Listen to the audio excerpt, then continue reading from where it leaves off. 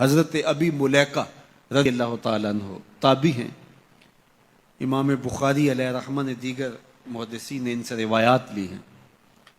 فرماتے ہیں میں 30 اصحاب رسول سے ملاقات کی اور ہر ایک کو آخرت کے بارے میں ڈاڈا فکر مند پایا. ہر بندہ یہ کہتا تھا میرا خاتمہ ٹھیک ہو جائے. یہ کون کہہ رہے ہیں؟ جنہوں نے حضور کو دیکھا. آج پیر بھی کہتا ہے بس میرے مرید ہو گئے تم سیدھے جنتی ہو، اور مرید بھی کہتا ہے کہ ٹھیک ہے ہمارا پیر بڑا اونچا ہمیں لے جائے گا. اللہ اکبر، حضور سے بڑا پیر کوئی نہیں، صحابہ سے بڑا مرید کوئی نہیں. 30 اصحاب سے ملا ہوں، 30 کے 30 ہی ڈرتے تھے ہمارا خاتمہ ٹھیک ہو. دیکھو حضرت ابو بکر رضی اللہ تعالیٰ عنہ کو میرے حضور نے کہا نا، ابو بکر فی الجنہ، عمر فی الجنہ، عثمان فی الجنہ، علی فی الجنہ، طلحہ فی الجنہ. ان کو جنت کی بشارت دی ہے. لیکن صدیق اکبر کیا کہہ رہے ہیں؟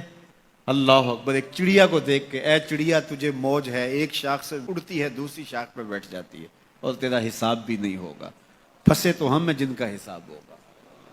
یہ وہ کہہ رہے ہیں جن کو حضور کی زبان سے یہ لفظ ملے ہیں، ابو بکر فی الجنہ، ابو بکر جنتی ہے.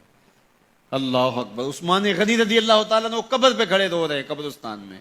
تو کسی نے کہا یہاں رو رہے ہو؟ کہا میرے حضور نے کہا تھا کہ آخرت کی پہلی منزل قبر ہے. اللہ اکبر. یہ وہ ہے جن کو بشارتیں دی گئی ہیں، جن کے عمل، جن کے کام اور جن کی محنتیں اور دین کے لیے خدمات کسی ترازو پہ تولی نہیں جا سکتی. اور صحابی کا عمل، صحابی ایک مٹھی جو خیرات کرے، روایت میں آتا ہے ایک مٹھی جو خیرات کرے، اور بعد میں آنے والا احد پہاڑ جتنا سونا خیرات کرے. صحابی کا عمل پھر بھی زیادہ ہے. 15 کلومیٹر پہ پھیلا ہوا پہاڑ، اتنا سونا کسی کے پاس ہوگا ہی نہیں، حکومتوں کے پاس نہیں. لیکن فرض کرو کسی کے پاس ہو، پھر اتنا جگرا بھی ہو کہ وہ خیرات بھی کر دے، لیکن اس کا اجر پھر بھی صحابی کے مٹھی بھر جو خیرات کرنے کے عمل کو نہیں پہنچ سکتے. اور ابو بکر وہ ہیں جنہوں نے مٹھی جو خیرات نہیں کیے، سارا گھر خیرات کر دیا. کتنا اجر ہے. لیکن پھر بھی کہا کہ چڑیا تجھے موج ہے، ایک شاخ سے اڑ کے دوسری شاخ پہ بیٹھ جاتی اور تیرا حساب بھی نہیں ہوگا. پھنسے تو ہم ہیں جن کا حساب ہوگا. یہ وہ لوگ ہیں جن کی زندگیاں تقوی میں گزری.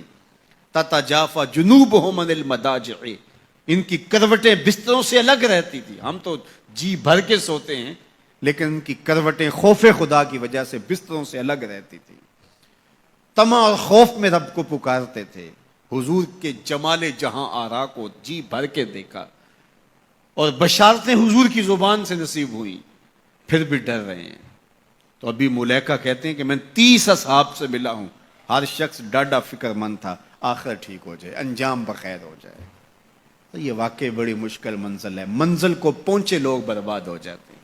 بلعام بن باورا کی مثال ہمارے پاس نہیں ہے. تھا مستجاب الدعوات ولی، لیکن لڑک کے کہاں جا پہنچا. زبان کی لغزش نے اس کو کہاں تک پہنچا دیا. پھر زبان لٹک گئی اور کتے کی طرح مٹی چاٹتا تھا. اور قرآن نے کہا مثلہ کمثل الکلب، اس کی مثال کتے کی مثال ہے. اسی لیے میاں صاحب بولے پڑھنے اتے مان کرینا تے نہ آنکھی میں پڑھیا. پڑھنے اتے مان کرینا تے نہ آنکھی میں پڑھیا، او جبار کہار صداوے متا روڑ دیوے دودھ کڑیا. جب تک یہ یقین نہ ہو کہ میرا انجام کیا ہے، دھڑکا لگا رہے، ڈر لگا رہے، یہ مومن کی زندگی ہے. ہر وقت خوف طاری رہے، یا اللہ میرا انجام ٹھیک کر دینا. رنگا رنگ سہیلیاں پرن کڑے، پر پریا اس دا جانی جس دا توڑ چڑھے. کہاں کہاں پہنچے لوگ. یہ خود عزازیل شیطان چپے چپے پہ اس نے سجدہ کیا تھا، حتیٰ کہ مقبول بارگاہ ہو گیا.